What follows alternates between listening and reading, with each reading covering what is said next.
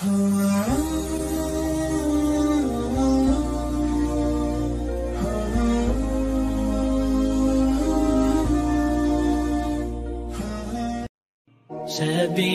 الدموع سبيل مريح تنهدى يا صاحي كي تستريح. Assalamualaikum warahmatullahi wabarakatuh. Alhamdulillah alladzi ja'ala ilma taharatan lin-nufus wa hadiyan ilal haq wa nuran lil basair wa tariqan ila jannah. Asyhadu an la ilaha illallah wahdahu la syarika lah wa asyhadu anna Muhammadan abduhu wa rasuluhu la nabiyya ba'dah. Allahumma shalli wa sallim wa barik ala hadzal nabiyil karim nabiyina Muhammadin wa ala alihi wa sahbihi ajmain. Ibu-ibu jamaah majelis taklim as-salam yang mudah-mudahan senantiasa dimuliakan oleh Allah Subhanahu wa taala. Kita bersyukur Allah melimpahkan rahmat karunia taufik dan hidayahnya kepada kita sehingga pagi ini kita dapat istiqomah dalam bertaklim dan bersilaturahim serta memakmurkan masjid yang diamanatkan Allah kepada kita. Mudah-mudahan seluruh amal ibadah ibu menjadi amal yang solid dan mendapat ridho dari Allah Subhanahu wa taala. Ibu-ibu, kita akan mengkaji dua uswatun hasanah dalam Al-Quran. Dua uswatun hasanah ini hanya diberikan Allah kepada dua orang nabi, yaitu Nabi Ibrahim alaihissalam dan Nabi Muhammad SAW. Nabi-nabi yang lain tidak dianugerahi uswatun hasanah. Mengapa kita harus memahami dua uswatun hasanah dalam Al-Quran? Karena Rasulullah SAW pernah mengingatkan kepada kita bahwa kondisi semakin akhir satu zaman, kondisi itu semakin buruk. Kalau dibahasakan sekarang, mengalami krisis moralitas, mengalami defisit spiritual, sehingga masyarakat semakin hari semakin buruk. Rasul menyatakan sesungguhnya generasi awal umat ini adalah generasi orang-orang pilihan, dan generasi akhir adalah generasi orang-orang yang buruk. Mereka saling berselisih dan berpecah belah. Oleh karena itu, barang siapa beriman kepada Allah dan hari akhir, semoga saja segera dijemput ajal. Kenapa? Kasihan hidup di tengah-tengah krisis. Ya, kalau krisis ekonomi bisa diatasi dengan bagaimana, tapi kalau sudah krisis moral, krisis mental, sangat berbahaya. Kembali ke zaman jahiliyah lagi. Karena itu semoga segera dijemput ajalnya biar selamat. Dan mereka yang berselisih dan berpecah belah itu akan memperlakukan manusia sesuai dengan yang ia sukai dari mereka. Jadi orang-orang pada sak maunya sendiri, saenake dewe sakarepe dewe. Itu era zaman sekarang ini terjadi. Ada riwayat dari Abu Umamah bahwa ketika Haji Wada, Rasulullah berdiri di atas unta berwarna kecoklatan, lalu bersabda, "Wahai sekalian manusia, belajarlah sebelum ilmu itu dicabut dari bumi. Ingatlah hilangnya ilmu adalah bersamaan dengan wafatnya ulama. Lalu ada seorang Badui bertanya, "Ya Rasulullah, bagaimana bisa ilmu dicabut dari kita, sedang di antara kita terdapat mushaf Al-Quran yang tidak pernah berubah sedikit pun semenjak diturunkan kepada para nabi." Nah, saya potong sampai di sini. Nanti ibu maksud saya sampaikan dulu. Ibu-ibu, ketika para ulama itu meninggal dunia, bersamaan dengan itu ilmu dicabut. Maka semakin banyak ulama yang wafat, maka dunia akan dipenuhi dengan ulama-ulama ulama jahat yang berfatwa dengan kebodohannya, walaupun tidak kompeten dalam keulamaannya, tapi dikasih label ulama. Apalagi ulama partai, apalagi ulama politik, apalagi ulama istana. Ini semua adalah ulama-ulama yang mengajarkan kebodohan dan kesesatan. Badui ini cerdas. Kenapa ilmu bisa lenyap? Karena wafatnya ulama. Padahal Al-Quran kan masih ada sampai hari kiamat. Ini pertanyaan cerdas.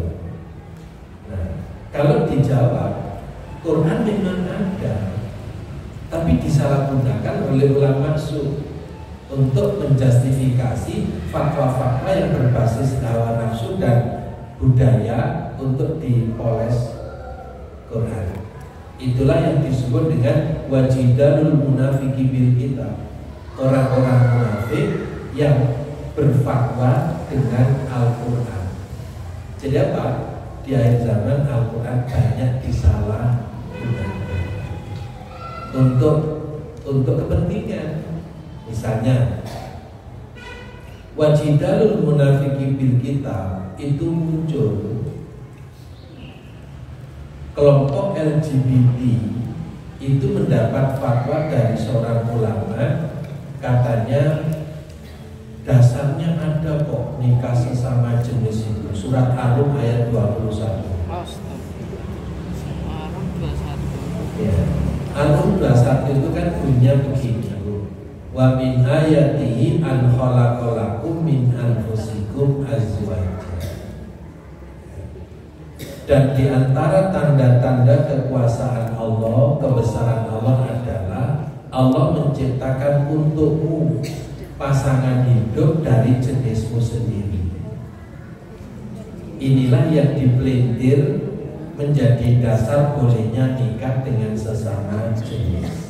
Dia membaca ayat 21 surat Ar-Rum. Allah menciptakan untukmu pasangan hidup dari jenismu sendiri. Ini dipahami bolehnya menikah dengan sesama jenis. Padahal ayat itu maksudnya Allah menciptakan untukmu pasangan hidup dari jenismu sendiri, bahwa istri itu sama jenisnya dengan suami, yaitu podo menungsoni. Istri itu bukan jenis malaikat, bukan jenis jin, apalagi jenis binatang. Maksud ayat begitu, tapi diseret untuk kepentingan memberikan hukum bolehnya menikah dengan sesama jenis. Padahal Allah itu menciptakan laki-laki dan perempuan, bersuku-suku, berbangsa-bangsa, agar supaya saling mengenal. Bagaimana manusia bisa berkembang biak kalau nikah itu dengan sesama jenis? Tapi itu dipakai oleh orang-orang munafik. Itulah yang disebut wajidalul munafiki bil kitab. Nah, jadi meskipun Quran masih ada, ulama sudah banyak yang wafat, namun Quran disalahgunakan untuk kepentingan. Ketika kampanye baca ayat kursi, ketika kursinya diduduki ayatnya ditinggal. Yang terjadi kan begitu. Ya, itu namanya memperalat Al-Quran. Maka ya benar, kalau pembimbing Quran yang adalah ulama, hening wafat satu persatu, pembimbing Quran sudah enggak ada, maka Quran disalah. Cerdas itu pertanyaannya Badui. Padahal kesannya Badui itu kan yang deso kesa-keso katro kan gitu ya, pengembala kami, tapi cerdas. Nah, Ibnu Mas'ud berkata, umat ini akan selalu dalam kebaikan selama masih berpegang pada ajaran para sahabat. Dan jika mereka berpegang kepada orang-orang bodoh dan berpecah belah, maka akan binasa. Ini lanjutan riwayat Abu Muhammad. Imam Bukhari meriwayatkan dari Abu Hurairah, Rasulullah bersabda, kiamat tidak akan terjadi hingga umatku mengikuti perilaku umat sebelumnya, sedikit demi sedikit. Lalu Rasul ditanya, apakah seperti orang Parsia dan Romawi? Rasul menjawab, siapa lagi kalau bukan mereka. Jadi benar, pelan dan pasti akan mengikuti Yahudi dan Nasrani. Jadi tradisi-tradisi Yahudi dan Nasrani justru yang memeriahkan adalah umat Islam. Pelan pasti, lama-lama menjadi. Nah, maka di sini kita perlu komitmen terhadap kebenaran Islam. Dalam kitab Fathul Bari dari Masyhur dari Ibnu Mas'ud, ia berkata, tidak akan datang sebuah masa kecuali lebih buruk dari sebelumnya. Ingatlah, bukanlah aku maksudkan membandingkan pemimpin yang satu dengan yang lainnya dan orang awam yang satu dengan orang awam lainnya, akan tetapi para ulama dan ahli fikih di antara kalian akan meninggal dunia, lalu kalian tidak mendapatkan gantinya. Lalu datanglah orang-orang yang berfatwa dengan pendapatnya sendiri. Mereka itulah orang-orang yang akan mencoreng dan menghancurkan Islam. Jadi fatwa-fatwanya berbasis kebodohan, bukan berbasis ilmu. Mengapa? Ya karena ulama itu warasatul anbiya. Ulama itu pewaris para nabi. Yang diwarisi apanya? Yang diwariskan adalah ilmunya. Nabi nggak mewariskan tahta, Nabi tidak mewariskan harta, tapi Nabi mewariskan ilmu. Kepada siapa? Kepada para ulama, untuk menyambung misi kerasulan, misi kenabian. Nah, kalau ulama meninggal satu persatu, maka yang muncul adalah ulama. Inilah maka kita perlu mengkaji sosok yang patut kita jadikan teladan. Di dalam Al-Quran ada dua uswatun hasanah. Ini di makalah sudah saya cantumkan. Kalau di tampilannya begini biar mudah dipahami. Nah Bapak Ibu, dalam surat Al-Mumtahanah ayat 4, Allah menganugerahkan uswatun hasanah kepada Nabi Ibrahim. Sedangkan dalam surat Al-Ahzab 21, Allah menganugerahkan uswatun hasanah kepada Nabi Muhammad SAW. Ibu kalau cermati ayatnya menarik. Kalau kepada Nabi Ibrahim Allah menyebut nama, fi Ibrahim walladzina ma'ahu. Tapi kepada Nabi Muhammad Allah gak nyebut Muhammad. Laqad kana lakum fi, bukan Muhammad, fi Rasulillahi uswatun hasanah. Jadi Nabi Muhammad disebut derajatnya Rasul. Padahal Nabi Ibrahim kan juga Rasul. Tapi mengapa Allah kan nyebut fi Rasuli Ibrahim? Nah, ibu yang dirahmati Allah, dari aspek narasi ayat itu sudah menunjukkan kesempurnaan uswatun hasanah yang dimiliki oleh Rasulullah SAW. Nabi Ibrahim juga uswatun hasanah, tapi tidak sesempurna uswatun hasanahnya Rasulullah. Karena itu bisa dibandingkan karakteristik ayat. Sesungguhnya telah ada suri tauladan yang baik bagimu pada Ibrahim dan orang-orang yang bersama dengan dia, yaitu kaumnya. Ketika mereka berkata kepada kaum mereka, sesungguhnya kami berlepas diri daripada kamu, daripada apa yang kamu sembah selain Allah. Jadi komitmen Nabi Ibrahim terhadap agama tauhid itu akhirnya beliau tidak bertanggung jawab lagi terhadap kaum yang tetap berada dalam kesesatan. Diserahkan kembali kepada Allah. Karena Ibrahim sudah luar biasa berupaya untuk membimbing kaumnya ke jalan yang benar.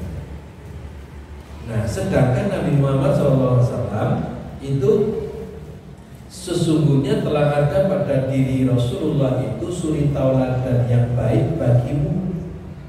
Siapa bagimu itu? Bagi orang yang mengharap rahmatnya Allah dan keselamatan hari kiamat dan banyak menyebut Allah.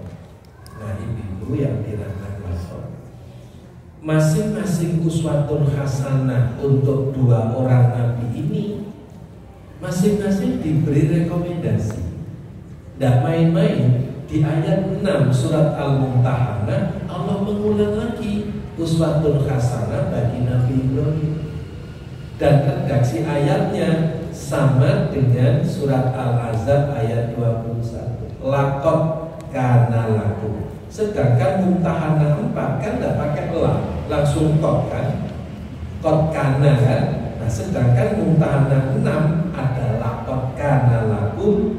Kalau Al-Ahzab fi Rasulillah kan, tapi di sini fihi uswatun hasanatun liman kana yarjullaha wal yawmal akhir wa may yatawalla fa innallaha wal ghaniyyul hamid. Sesungguhnya pada mereka itu, siapa dia? Nabi Ibrahim dan umatnya, ada teladan yang baik bagimu, yaitu bagi orang-orang yang mengharap pahala Allah dan keselamatan pada hari kiamat. Dan barang siapa yang berpaling, maka sesungguhnya Allah adalah dialah yang maha kaya lagi maha terpuji. Jadi orang-orang yang berpaling dari kebenaran itu tidak merugikan Allah sama sekali, juga tidak merugikan agama Islam sama sekali. Mau mendustakan ya silakan mendustakan. Orang mendustakan Islam tidak lantas kebenaran Islam turun. Mengapa? Karena benarnya Islam itu sejak dari sisi Allah. Benarnya Islam itu bukan karena dibenarkan oleh manusia. Manusia membenarkan, Islam lebih dulu benar sebelum dibenarkan manusia. Kenapa? Benarnya Islam itu sejak dari pemilik agama yaitu Allah Subhanahu wa taala. Inna dina indallahi. Maka andai kata orang Islam itu banyak yang murtadlah. Islam gak rugi. Dan Islam tetap benar. Benarnya Islam sejak dari sisi Allah. Karena itu kalau udah lanjutkan murtadlah nggak apa-apa. Kan nggak usah digondeli, nggak usah dikomentari apa-apa. Silakan murtad. Kenapa? Kalau Allah sudah maha kaya lagi maha terpuji, tidak digoyang, tidak akan tergoyang dengan murtadnya manusia. Karena itu satu kalimat yang harus kita jadikan dasar keyakinan, bukan Islam yang membutuhkan kebenaran, tapi kita yang butuh kebenaran. Nah, ini rekomendasi Allah kepada Nabi Ibrahim alaihissalam. Bagaimana rekomendasi akhlaknya Rasulullah SAW? Ada di dalam surat Al-Qalam ayat 4. depan. Wa innaka la'ala khuluqin azim. Saya kagum sekali Bapak Ibu dengan ayat-ayat kayak gini. Allah tidak cukup sekali menyatakan uswatun hasanah, tapi direkomendasi dengan ayat-ayat lain atau dengan lafaz ayat lain. Uswatun hasanah untuk Nabi cuma satu itu, dan untuk Nabi Muhammad cuma satu itu. Kalau Nabi Ibrahim dua, tapi rekomendasi Allah untuk uswatun hasanah Nabi Muhammad SAW ada dalam surat Al-Qalam ayat 4. Wa innaka la'ala khuluqin azim. Dan sesungguhnya kamu Muhammad benar-benar berbudi pekerti yang agung. Maka keagungan budi pekerti Rasul ini yang merekomendasi itu Allah. Kalau Michael Hart memposisikan Nabi Muhammad pada ranking 1 di antara 10 tokoh di dunia, tidak lantas keagungan pribadi Rasul bertambah, enggak. Andai kata nggak ada yang mengagungkan, keagungan budi pekerti Rasul nggak akan merosot. Karena apa? Yang memberi rekomendasi itu Allah. Karena itu ibu-ibu yang dirahmati Allah, ayat-ayat seperti ini ketika kita dihadapkan dengan krisis moralitas, defisit mental, kita nggak usah gelisah. Kita masih punya dasar petunjuk yang benar dari Allah dan contoh dari Rasul. Kita ini kan sebenarnya punya kan Ki Hajar Dewantara, engar sosok tulodo, ing madya mangun karso tuturi handayan. Nah sekarang ini engar sosok tulodo ternyata tidak ada yang patut dijadikan tulodo. Sekarang dirubah saja, engarso tidak ada yang jadi tulodo sekarang.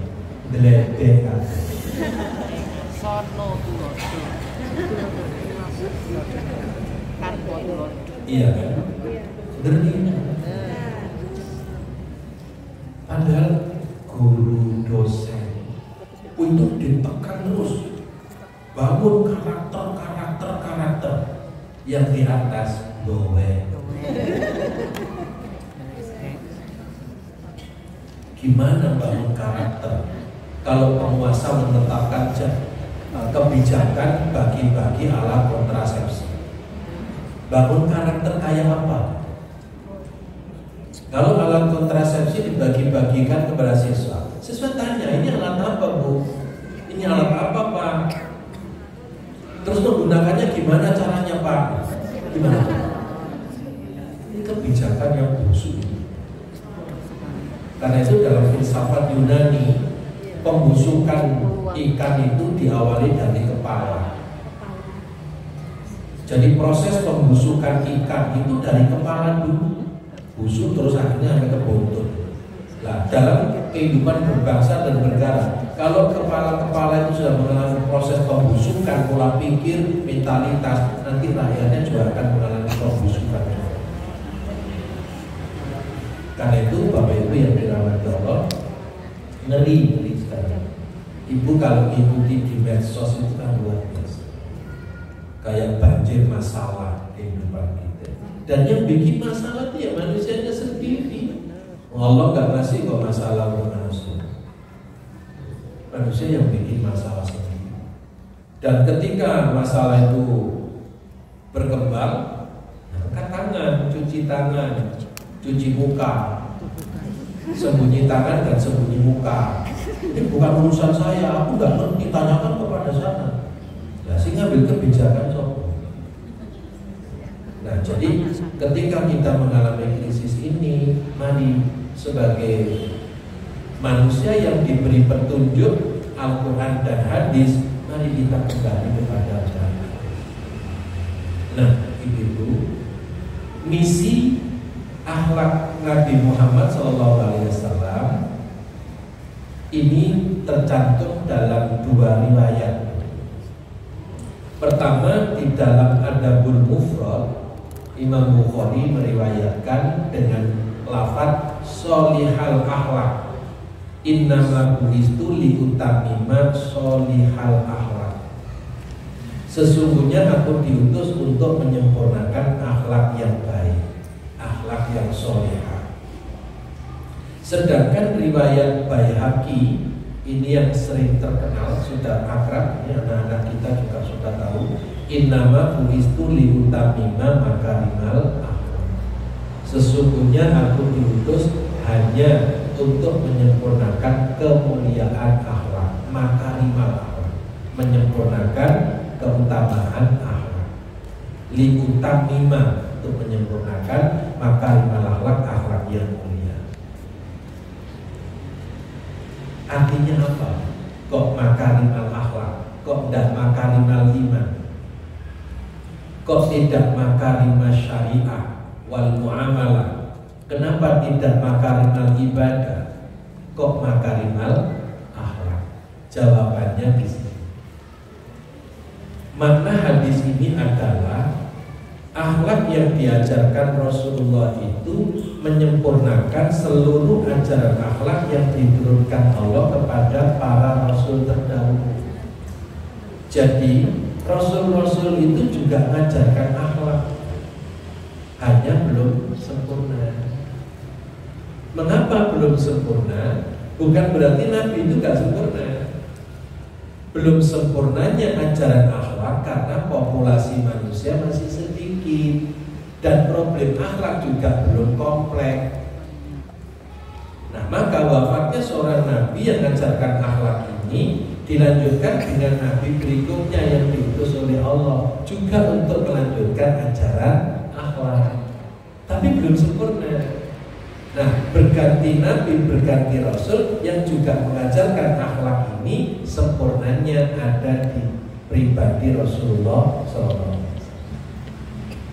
Itu maksudnya. Yang kedua, akhlak yang diajarkan oleh Rasulullah itu menyempurnakan seluruh sistem ajaran Islam. Sistem ajaran Islam itu terdiri dari 3 materi besar. Ya, mudah-mudahan ini sudah terbaca di makalah yang enak. Ibu tinggal memahami aja. Jadi sistem ajaran Islam itu kan terdiri dari 3 ajaran besar, yaitu akidah, keimanan, ketauhidan, kemudian syariah itu hukum, kaidah, norma yang mengatur masalah ibadah dan masalah muamalah. Ibadah itu dibagi menjadi 2, ibadah mahdhah dan ibadah ghairu mahdhah. Sedangkan syariat yang mengatur tentang muamalah itu mengatur seluruh aspek kehidupan. Karena manusia ini makhluk yang ekonomi, maka ya Islam mengajarkan sistem ekonomi. Dan ekonomi itu tidak hanya jual beli. Kalau andai kata ekonomi itu diawali dengan aktivitas jual beli, sejak para nabi-nabi terdahulu sudah noto bagaimana transaksi itu, bagaimana hukum syarat rukun jual beli itu, bagaimana tujuan akhir jual beli itu. Dan para nabi dan rasul sudah mengajarkan sosial, politik, imlek, budaya, seni dan filsafat. Nah, Bapak Ibu, Ibu, kembali ke persoalan akidah. Akidah ini materi pertama dan utama dalam ajaran Islam. Karena seluruh nabi sebelum mengajarkan syariat lebih dulu mengajarkan akidah, keimanan. Dan sumber akidah itu hanya satu, la ilaha illallah. Yang menurut Ibnul Qayyim al-Jauzi, la ilaha illallah itu disebut sebagai kalimatul wahdah, kalimat satu yang menjadi misi seragam para nabi dan para rasul. Jadi semua nabi dan rasul itu menyampaikan kalimat la ilaha illallah. tidak mungkin ada nabi mengajarkan keimanan di luar la ilaha illallah, itu tidak mungkin. Semua nabi dan rasul terikat dengan mitsaqon ghalidh, perjanjian yang berat, perjanjian yang agung, perjanjian yang besar, yaitu apa? Hanya menyampaikan akidah la ilaha illallah. Maka di dalam perguruan tinggi agama Islam, UIN itu yang sekarang, itu ada fakultas satu yang namanya fakultas Usuluddin. Jadi fakultas ini menggali ajaran akidah, mulai dari akidah para nabi, kemudian pengembangannya, sejarah akidah, sampai sejarah manusia mencari Tuhan segala macam. Kelompok-kelompok yang berkembang di dalam akidah Islam. Bahkan ada kata-kata ilmu kalam. Ilmu kalam itu wilayah akidah yang melahirkan perdebatan, karena persoalannya persoalan sapian.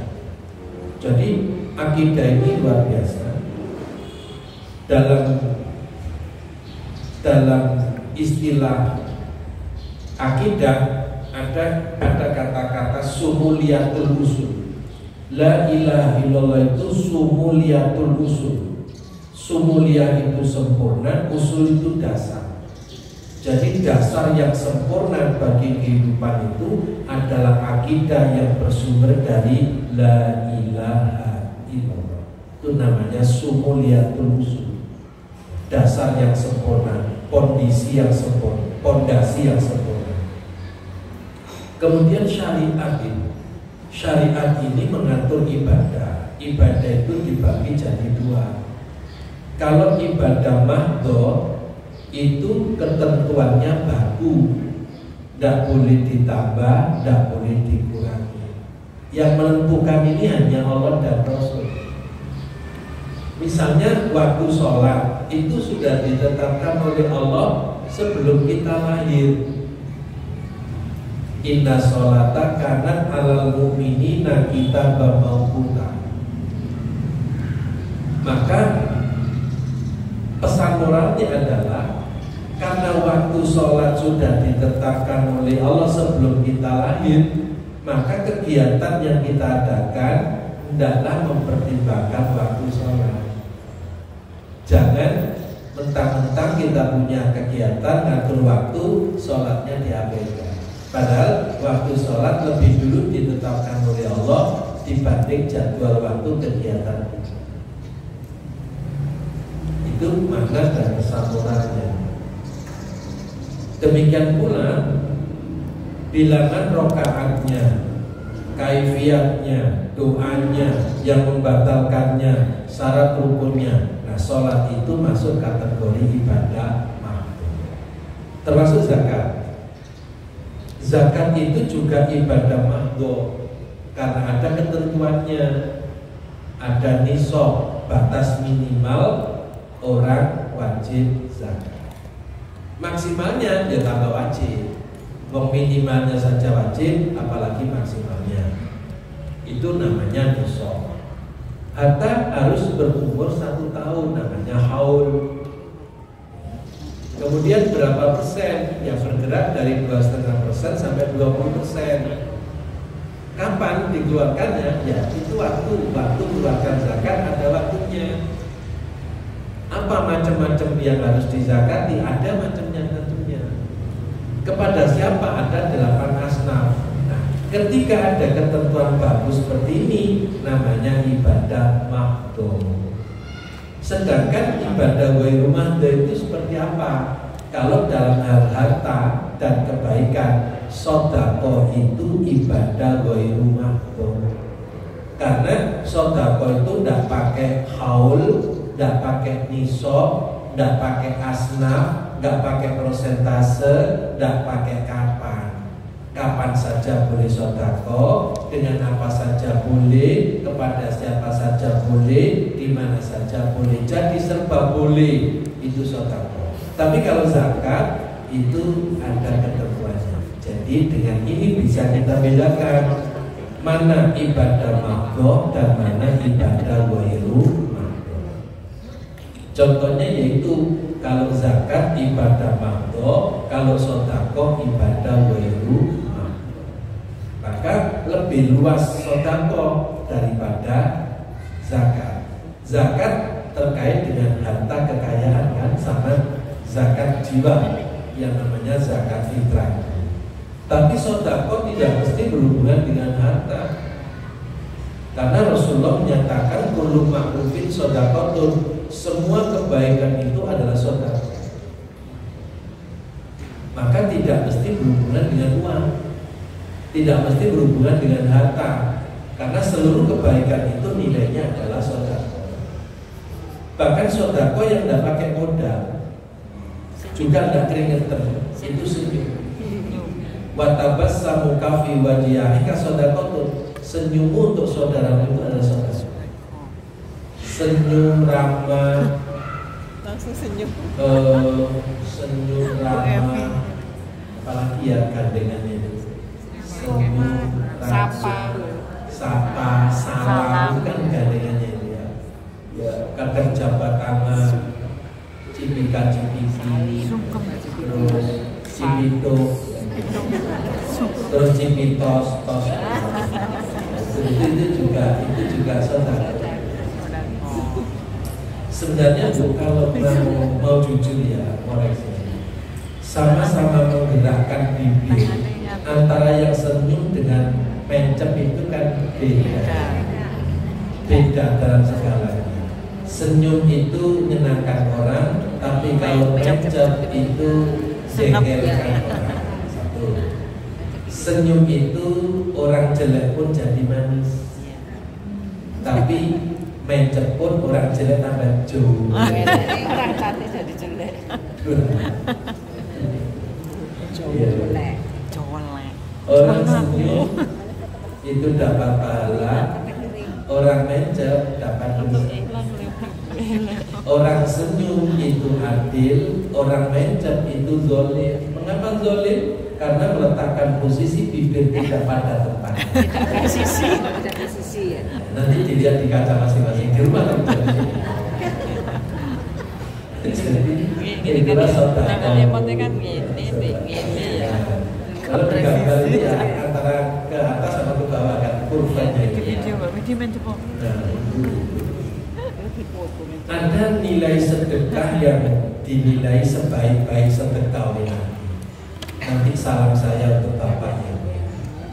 Nabi bersabda, sebaik-baik sedekah adalah belanja yang diberikan suami kepada istri. Salam saya untuk bapak. Semangat direkam siap. Direkam. Laporan ke suami langsung dalil ke rumah. Kenapa?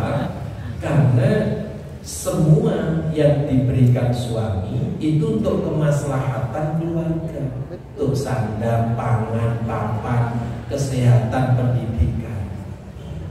Jadi lingkupnya membelanjakan harta di jalan Allah. Tapi kalau digunakan untuk maksiat, berjudi, minuman keras, ini membelanjakan harta di jalan setan. Jadi kalau seorang suami memberikan nafkah kepada istrinya semakin banyak, itu nilai sedekahnya semakin tinggi. Kenapa? Hartanya tidak digunakan di jalan setan, tapi dibelanjakan di jalan Allah. Dan itu dinilai Rasul sebaik-baik sedekah. Padahal sedekah saja sudah baik, apalagi disebut sebaik-baik sedekah. Itulah bedanya ibadah mahdho dan ibadah ghairu mahdho. Baik Ibu, termasuk belajar seperti ini ibadah ghairu mahdho. Karena nggak ada ketentuan kan, nggak harus di ruang kelas, nggak harus berkurikulum, nggak harus ada ruangan, bebas di mana saja.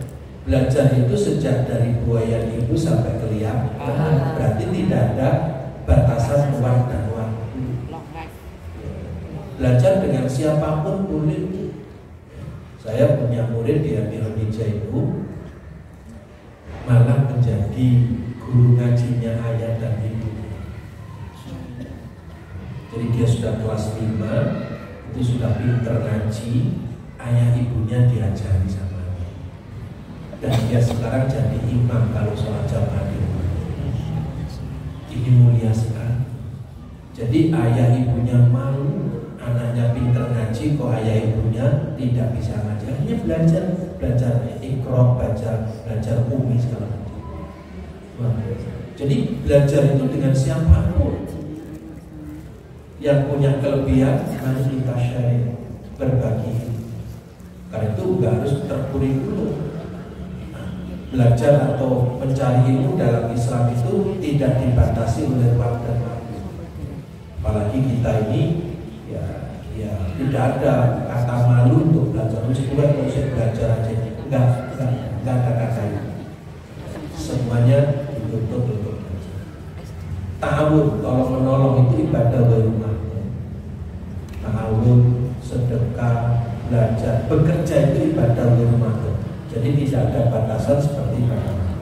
Nah ibu, muamalah sekian banyak ini, jangan dikira Islam itu tidak mengajarkan ekonomi. Islam mengajarkan ekonomi, kehidupan sosial, politik, budaya, iptek, seni dan filsafat. Nah sekarang akhlak itu posisinya ada pada nomor 3. Tetapi fungsinya itu menyempurnakan akidah, menyempurnakan syariat, menyempurnakan ibadah, menyempurnakan muamalah.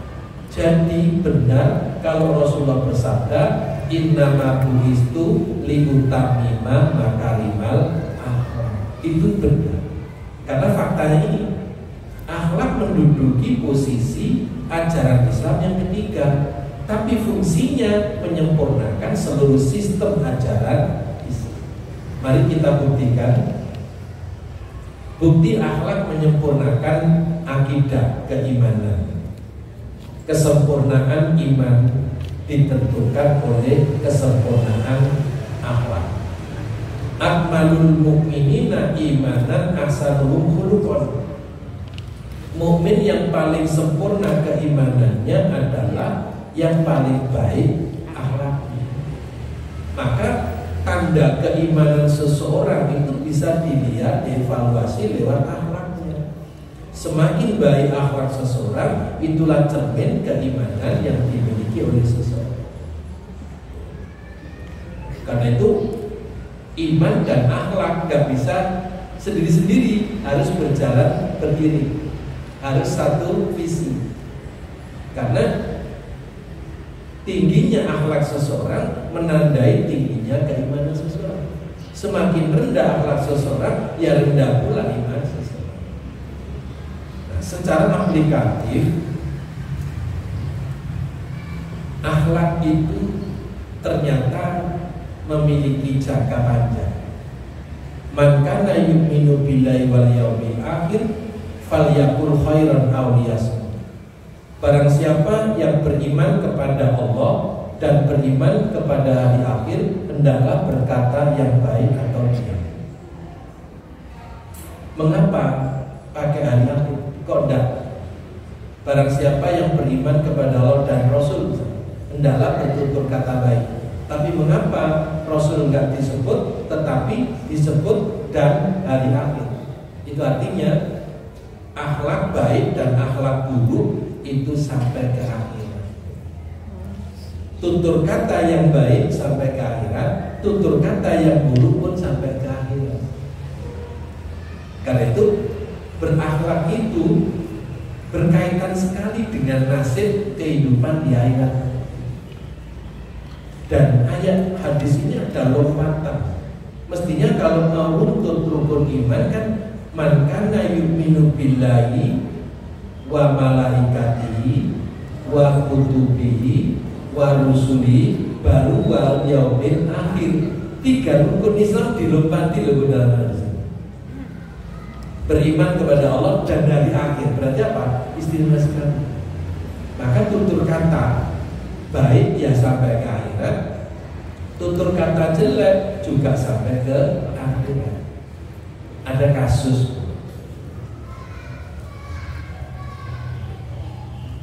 ketika Rasulullah bersama sahabat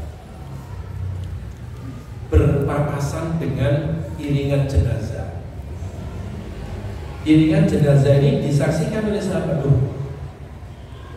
Ini kan jenazah tetangga saya kenal. Dia orangnya baik. Rasul langsung nyambut, wajabat. Sesaat kemudian jalan lagi iringan jenazah. Para sahabat bergumam, orang ini semasa hidupnya jelek sekali. Rasul mengatakan wajabat. Karena dua jenazah ini disikapi Rasul wajabat 3 kali untuk masing-masing. Umar tanya, wahai Rasulullah, kenapa jenazah pertama Rasul mengatakan wajib, jenazah kedua kok juga mengatakan wajib? Maksudnya apa? Rasul menjelaskan, jenazah yang pertama karena kalian memberi kesaksian bahwa jenazah itu orangnya baik, maka wajib menjadi penghuni surga. Sedang jenazah kedua karena kalian menjadi saksi, menyaksikan orang itu semasa hidupnya jelek, maka wajib baginya menjadi penghuni neraka. Kalian adalah saksi-saksi Allah di dunia, sedangkan malaikat saksi Allah di langit. Artinya apa?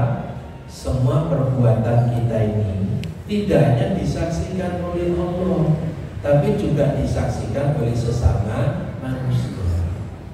Disaksikan pula oleh malaikat.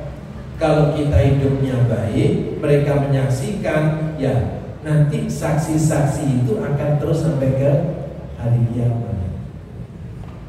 Maka ibu, akhlak itu mesti dirasakan orang lain. Orang berakhlak baik, orang lain merasakan kebaikan akhlak itu. Orang berakhlak jelek, banyak orang lain yang merasa dirugikan dengan kejelekan akhlaknya. Apalagi kejelekan akhlak yang dirasakan oleh orang se-Indonesia. Ya. Semua jadi saksi itu. Saksi Allah di dunia itu kita yang merasakan, melihat. Karena itu ibu, semua akhlak yang berbasis iman itu akan menyelamatkan manusia di dunia sampai. Ini bukti bahwa iman akhlak itu menyempurnakan iman. Akhlak itu menyempurnakan iman. Nah, tidak hanya akhlak bertutur kata. Akhlak memuliakan, menghormati tetangga itu juga berdampak sampai di akhirat.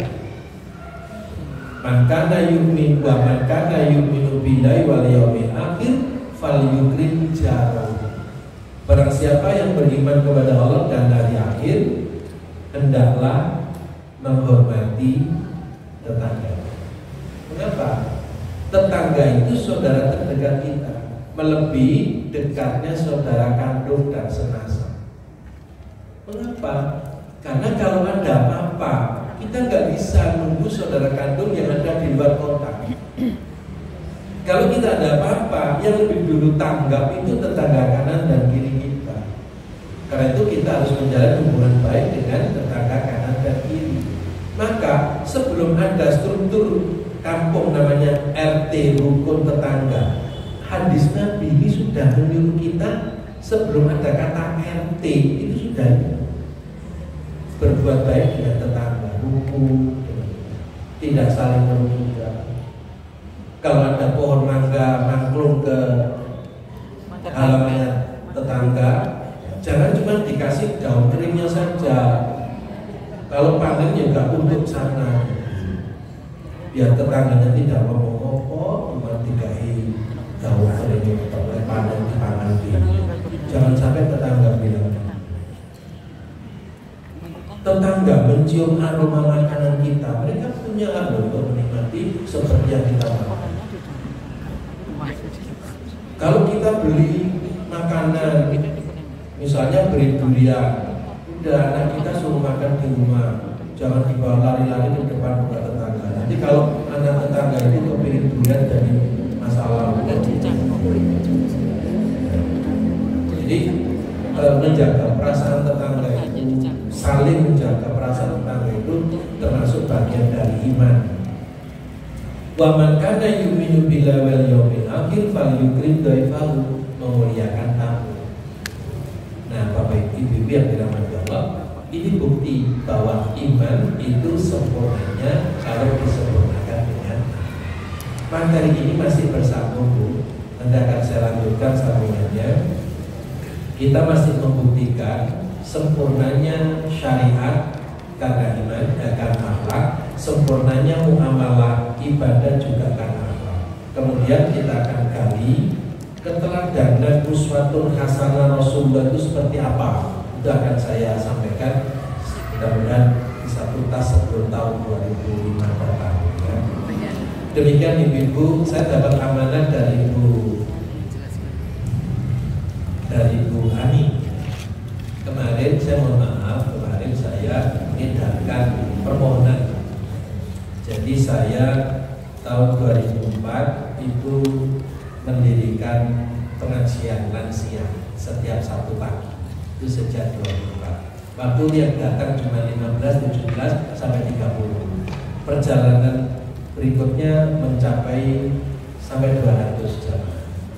Begitu pandemi itu merosot tinggal 50, 60. Sekarang sudah bangkit 80 lagi. Nah, kami bangun gedung pesantren lansia. Selama ini digunakan untuk pengajian Sabtu pagi. Tidak pernah libur.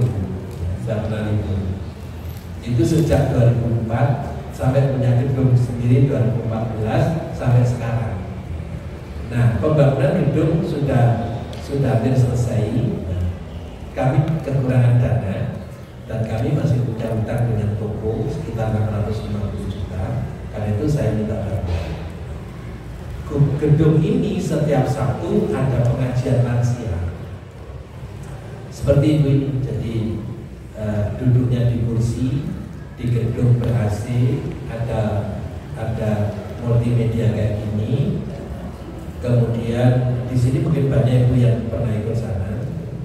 Kemudian kalau sebelum pandemi kami selalu mengadakan mampir akhir bulan. Jadi bermalam akhir bulan 2 malam. Jumat setelah Jumatan check-in, kemudian kita adakan pengajian sampai malam, kemudian tidur, kemudian tahajud, kemudian sampai suruh, kemudian istirahat. Sabtunya ngaji full sampai malam, kemudian Ahad pagi sesudah sarapan dan kajian terakhir pulang. Beliau merasakan seperti umroh, kegiatannya hanya ibadah sama kajian. Nah, begitu pandemi, setelah pandemi kami belum berani mengadakan lagi karena memang sudah banyak yang uzur. Total yang wafat itu sudah 43 jamaah kami dari tahun 2004 sampai 2024. Sudah 43 yang kebanyakan dokter spesialis suami istri. Kemudian yang uzur masih 34 yang uzur sudah nggak bisa jalan, harus diantar dan harus pakai kursi roda. Sehingga sekarang generasinya agak baru, tapi masih ada yang lama. Ya, Ibu Suwono yang juga ini sudah generasi pertama itu 2006. Terus Ibu Sabala masih ada, yang di sini ada. Nah, itu Ibu, kesulitan kami sudah ditagih soalnya oleh toko bangunan yang mensuplai material itu, ya sudah saya carikan lagi. Itu aja kegiatan yang perlu saya sampaikan, sehingga kami perlu menggali dana dari infak. Mohon tidak disalurkan zakat kepada kami, infak atau sedekah, karena zakat keperuntukannya sudah jelas. Jadi kalau ada kelebihan sedekah sama infak monggo disalurkan. Kalau nggak ada nggak apa-apa, jangan dipaksa-paksa. Nah, itu aja Ibu informasi tentang mengapa kami mengedarkan surat permohonan infak dan sedekah. Kalau Ibu longgar waktu, Sabtu pagi jam 7 sampai jam 8 itu kami selenggarakan setiap Sabtu. Ada makalahnya untuk sekarang kita sedang mengkaji makalah materi 19 pertolongan Allah di Yaumil Mahsyar. Baru pertolongan keempat, yaitu orang yang melaksanakan sholat akan terbebas dari azab di akhirat. Panjang materinya dan sudah hampir 1.500 makalah yang sudah saya susun. Karena setiap satu tahun itu minimal 50 makalah, minimal 50 makalah. Jadi makalahnya sudah kami jilid per tahun, kami jilid seperti skripsi itu, dan itu kami jilid karena ada yang pesan. Kalau nggak pesan nggak kami jilid. Jadi kami biasanya menjilidnya sampai 50 eksemplar karena sesuai dengan orang-orang yang pesan. Saya kira itu Ibu, kalau berminat setiap Sabtu monggo, welcome, terbuka, tidak ada pendaftaran, tidak ada tarikan apapun. Ada infak hanya untuk ganti penggandaan makalah sama petugas kebersihan dan nonton kursi sama penjaga kendaraan. Itu yang dapat saya sampaikan. Mudah-mudahan itu berkenan. Tidak ada yang mau tanya. Silakan. Afwan Ustaz, ini yang di hadis terakhir ini kan siapa yang beriman kepada Allah dan hari akhir hendaklah dia berkata baik atau diam. Dan selanjutnya ini batasan diam itu sampai di mana Ustaz? Soalnya saya punya teman itu habis dari ngaji kemana-mana, beliaunya itu langsung berubah total dan diam-diam, bermasyarakat juga nggak mau, ya diam pokoknya sampai nggak sawung. Itu sampai di mana batasan diamnya itu Ustaz? Iya. Jadi batasan diamnya itu terkait dengan faliyakul khairon. Kalau orang beriman kepada Allah dan Rasul, hendaklah bertutur kata baik. Jika saat itu nggak bisa bertutur kata baik, lebih baik diam. Diam itu lebih baik daripada bertutur kata tidak baik. Itu batasnya.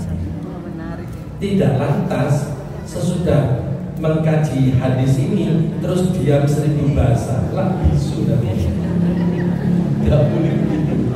Jadi batasannya adalah faliyakul khairan. Saat itu hendaklah kita berkata baik. Kalau nggak bisa berkata baik, diam itu jauh lebih baik daripada berkata menimbulkan masalah, daripada berkata nanti salah paham. Misalnya ketika kita dimarahin orang, ya kita diam dulu. Kenapa? Kalau kita jambali itu malah suasananya menjadi tidak terkendali. Udah diam dulu, situasi reda, baru kita ngomong. Jadi diamnya tidak berkelanjutan sampai diam 1000 bahasa itu enggak. Cari timing yang tepat, kita akan klarifikasi sehingga Rabbi shrah li sadri wa yassir li amri wahlul 'uqdatam min lisani yafqahu qawli. Orang jadi paham, tidak salah paham, apalagi gagal paham.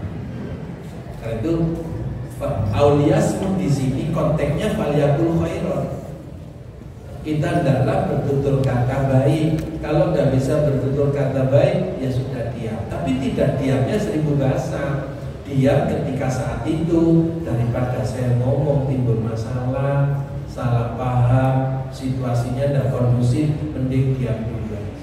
Dia menahan gitu ya? Dia menahan, bukan diam terus putus, sudah menahan. Disitulah jihad. Karena kalau kita ngeladeni, kita menjadi satu kualitas dengan mereka. Wong ngamuk diladeni ngamuk, ya satu kualitas lah. Mau bedanya sehingga ngaji karo sing durung ngaji. Jadi karena itu kita perlu bijak. Ibu terima kasih, mohon maaf. Mudah-mudahan Ibu diparingi sehat walafiat, baik lahir maupun batin. hadir, istiqomah dalam taklim, silaturahmi dan memakmurkan masjid yang diamanatkan Allah kepada kita. Mudah-mudahan Allah meridhoi dan memberkahi hidup kita sekalian. Kita tutup dengan doa kafaratul majelis. Subhanallahumma wa bihamdika, asyhadu an la ilaha illa anta, astaghfiruka wa atubu ilaik. Assalamualaikum warahmatullahi wabarakatuh. الله ربي والإسلام ديني ومحمدا رسول الله.